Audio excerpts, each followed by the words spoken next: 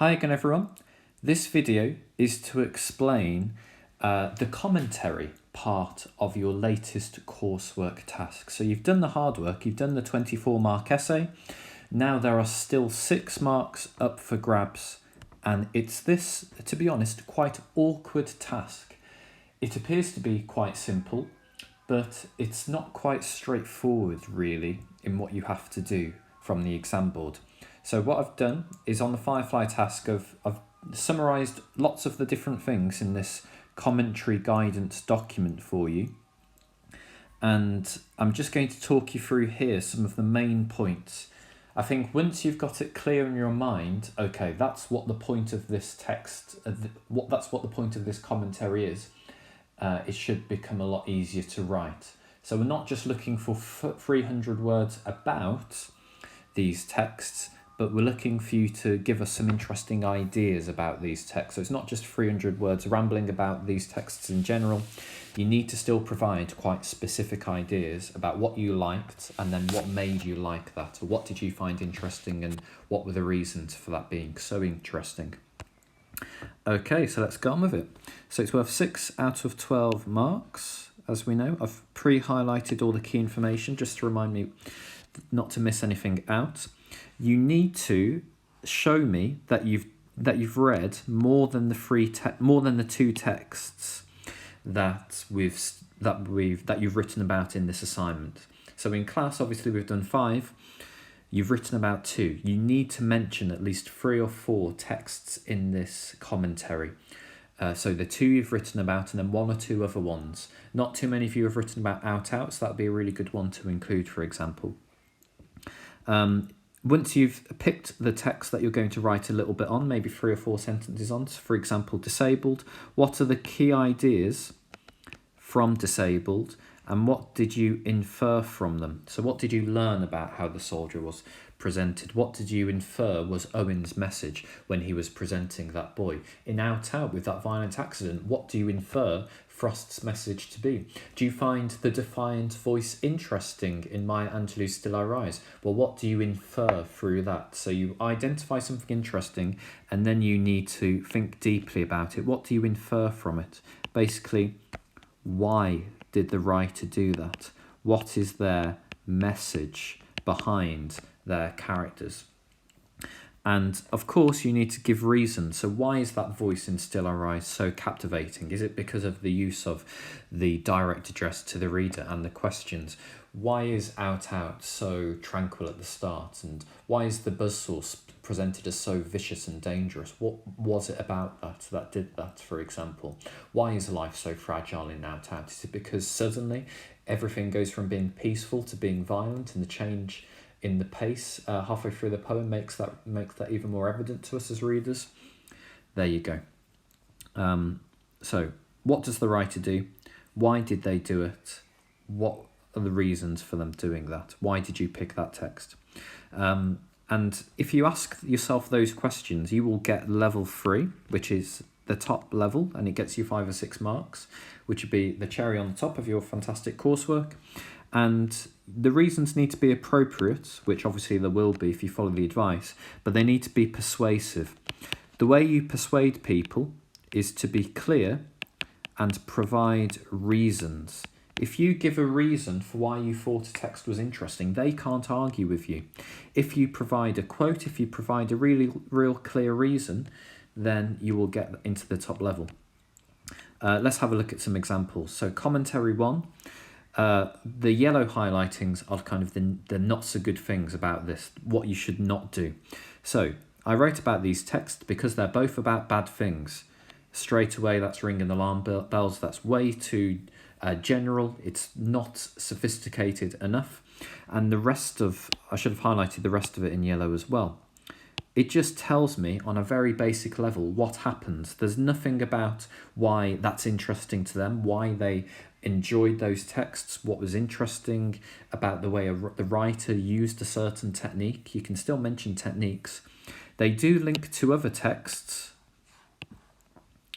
Still I Rise, that's a good thing. But then it never explains what is different in those texts or what is similar in those texts. So a very, and it's only 73 words, it should be about 200 to 300. So a very basic, simple and example there which lacks any explanation whatsoever. And those are all the things the exam board says there. Commentary 2, a little bit better, a little bit longer as we can see. And as the examiner says, they've done nothing to show the breadth of their reading. So they mention disabled, they mention out, but they don't ever mention a third text to show that they've read more than the two texts they've written about. That's what the exam board want to see. They want to know that you've read more than the two texts you've written about. They can give a reason, but it's superficial. Something is superficial, it's on the surface, it's not very deep. So they say that both texts are quite sad. Use better vocab than that, please. But it doesn't really explain why. It doesn't start talking about those texts until halfway through here. They have lost parts of their bodies in a tragic way. Okay, so what's the message behind them losing parts of their bodies? What's the message about war? What's the message about life? What's different about the two ways those two men have lost body parts? What is interesting about the way Frost and Owen use language to present those two things?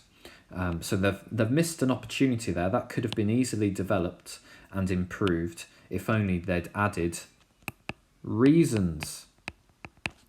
And without those reasons, obviously, you can't get there. Okay, the bullet points here, I've copied and pasted and summarised for you and given you further ideas on the Firefly task. Commentary 3, as you can see, this is a mixed bag. This has got 4 marks overall, so it's solid, but quite easily it could have been made quite better. It does have more than 2 texts, which is really good. They do give a reason for their choice, and they do connect a third text, and that's the key word. They don't just write about another text, but they link them in. But they don't really explain why one was chosen against another. That's a really good point. Why was that one? Why was that text more interesting? So that's a good idea to write about. However, I chose to write about disabled instead because of this reason. Or I chose to write about the story of an hour instead because I found it fascinating how the writer used the weather and personification to explore how Mrs. Mallard had been oppressed, for example. Simple as that. So as you can see, they pick an idea, they talk about disabled and out. They've got a clear idea, the tragedy and loss of youth. They talk about what happens in the first poem, then the second poem. There's a point about it was interesting because there's a special sense of tragedy when a young person dies, they lose their innocence. It goes to the next text a bit too early for me. It links to significant cigarettes, but that's really good that it says there's other texts that also deal with loss. So that's a sentence starter you can use. Other texts in the anthology also explore war, also present youth, also present oppression, and then you move on to them.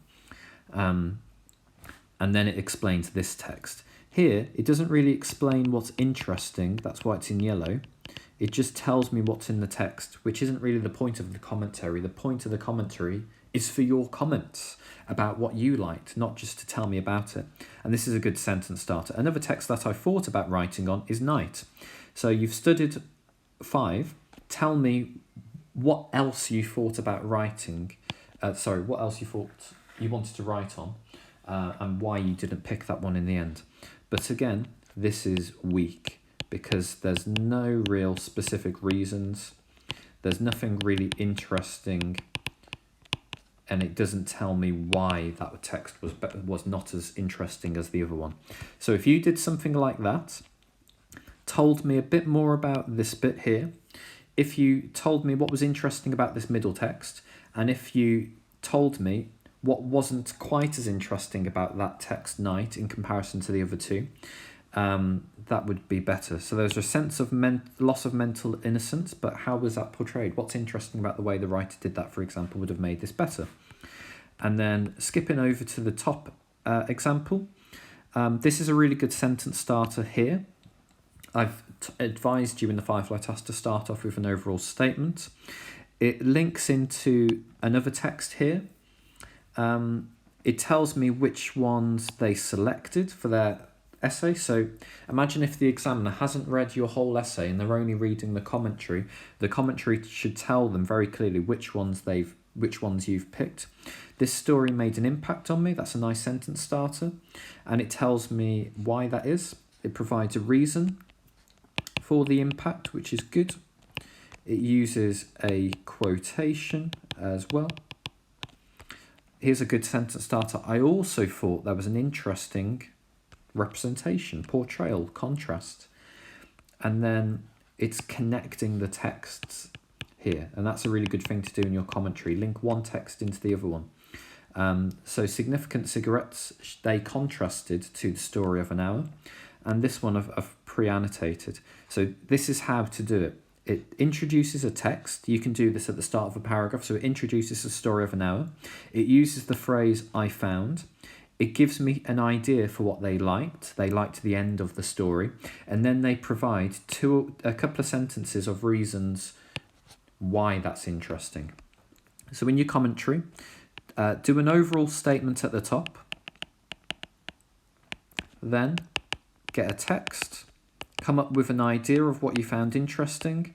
Then explain why using all the examples provided. Then connect to your next text. And the same again. Give me an idea. Give me a reason why. And then connect to text 3. You need to do at least 3. Give me an idea for that text. And then explain why. And that is the structure of the commentary. Okay, so I hope that makes sense and clear things up for you, and it gives you a real clear focus on what to do for your commentary. Yesterday in the lesson you wrote all your ideas down of what you found interesting. Now I want you to use this structure to put them all together. Best of luck.